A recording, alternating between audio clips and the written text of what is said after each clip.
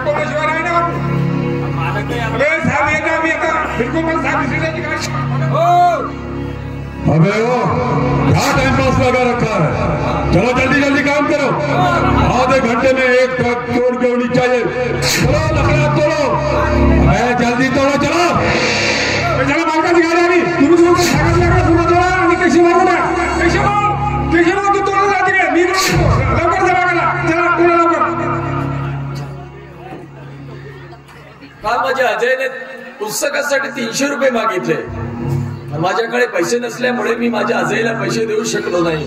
खूप नाराज झाला असेल तो, पण आज त्याला पैसे देऊन तशी नाराजगी दूर केली पाहिजे। एकदा का माझा अजय छोट्या मोठ्या नोकरीला लागला ना तर मला हे असली कामं करण्याची काही गरज भासणार नाही। चला गेलं पाहिजे आता आपल्याला।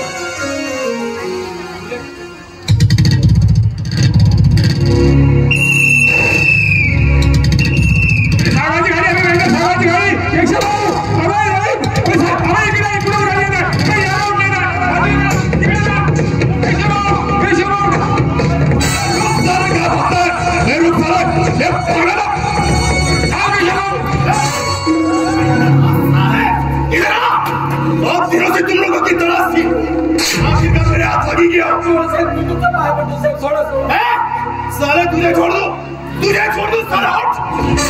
तूने मेरा जीना हराम कर रखा है तुम लोगों ने, मेरा नाम बदनाम कर रखा है। और साला किसके लिए काम करता है? यानंतर मी या सगळ्यात कधीच लागू अगर बोल तू किसके लिए काम करता है, कौन को साथीदार है तेरे? नहीं तो साला तुझे ऐसी सजा दूंगा कि जिंदगी में जेल में सड़ता रहेगा तू। तुम्ही मला क्षमा नाही केली तर माझ्या बायको मला फार संकटात सापडतील। माझ्या भावा बहिणीचं शिक्षण अपुरं राहील साहेब। झूठ बोलता है तू, झूठ बोलता है। साला पकड़ जाने पर अपने बीवी बच्चों का बहाना करते हो और यहाँ से छूट जाते हो। और छूटने के बाद तो क्या, सारे दारू के अड्डे पे जाके खोजते बैठते हो। यही तुम्हारी हालत है, यही देख के आ रहा हूँ। आजपर्यंत मी दारूचा स्पर्श केला नाही, तर वास सुद्धा घेतला नाही साहेब। साहेब जी काही कमाई केली ना ती मी माझ्या बायको मुलावर खर्च केली, माझ्या भावा बहिणीच्या शिक्षणावर खर्च केले। आणि तुम्हाला जर मी बोललेलं खोटं वाटत असेल तर माझ्या घरी चला, म्हणजे माझ्या घरची सगळी परिस्थिती समजून येईल साहेब तुम्हाला। ठीक है काय रे तुझं नाव काय? साहेब केशव प्रल्हाद दात्रा।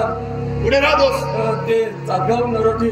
तेव्हा केशव तुला तुझी जिंदगी सांभाळायची आणि मला माझं कुटुंब। तुझ्या माझ्या कुटुंबासाठी मी माझ्या देशासोबत धोकेबाजी करू शकत नाही। या क्षणी तुझ्या माझ्या कुटुंबापेक्षा मला माझा देश निष्ठा महत्वाची वाटते। साहेब तुमच्या देशाप्रती असलेल्या निष्ठेने आमच्यासारख्या गरिबांचे पोट भरत नसतात। या पोटाची आग त्या वित्सवाच्या आगीपेक्षा किती वेदनादायकाने भयानक आहे, चांगलं जवळून अनुभवतोय साहेब मी। केशव मला सुद्धा करतात तुझ्या भावना, पण मी काय करू? माझ्या हात कायद्याने बांधलेले आहे। तुला जे काही कारण म्हणायचे, जे काय बोलायचं इथे नाही, कोर्टात चल माझ्यासोबत। साहेब मी तुमच्या पाया पडतो साहेब, पण कोर्टाची पायरी चढवू नका। मी आजपर्यंत कोर्टाची पायरी चढलो नाही, आणि जर का एकदा कोर्टाची पायरी चढायला भाग लावला तर साहेब तर या समाजात माझी कवडीची इज्जत राहणार नाही। केशव मला तुझ्या भावना करतात, कारण मी सुद्धा तुझ्या समाजाप्रमाणे माणूस आहे। मला सुद्धा भावना आहे, भावना आहे नव्हे। मला तुझ्या प्रमाणेच कुटुंब होतं, बायको मुलं। साला ते काळाला मान्य नव्हतं। काळाला मान्य नव्हतं म्हणजे काय झालं साहेब? तुमच्या बायको मुलांना बोला ना साहेब, काय झालं? अरे असाच मी लाकडाने भरलेला ट्रक पकडला, आणि तो ट्रक सोडून द्यावा म्हणून माझ्यावर वरिष्ठांचे कित्येक दबाव आले, पण मी मात्र कुठल्याच दबावाला बळी पडलो नाही।